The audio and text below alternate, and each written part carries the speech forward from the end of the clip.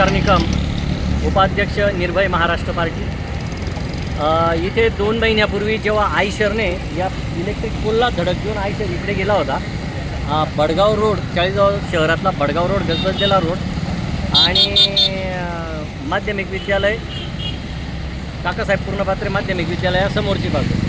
तर इथे धडक देऊन ज्यावेळेस तो आयशर गेला त्यावेळेस रामलाल भाऊ आणि मी इथे आम्ही लाईव्ह केलं। त्याच वेळेस बरेच लोक आमच्याबरोबर जुळले की सर म्हटले इथे ब्रेकर झाले पाहिजेत, रमलर झाले पाहिजे।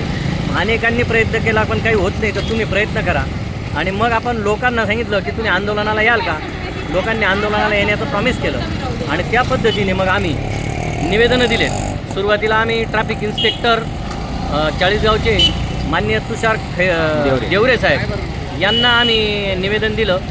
2 महिने वाट पाहिली, काही झालं नाही। मग 28 मेला आम्ही माननीय तहसीलदार साहेब चाळीसगाव, माननीय PI साहेब चाळीसगाव यांना निवेदन देऊन आज दिनांक 15 जून रोजी आम्ही येथे रास्ता रोको आंदोलन करणार आहोत। यासाठी तुम्ही संबंधित विभागाला तंबी द्यावी आणि 15 जूनपर्यंत इथे ब्रेकर्स किंवा रमलर्स टाकून द्यावेत अशी आपण विनंती केली।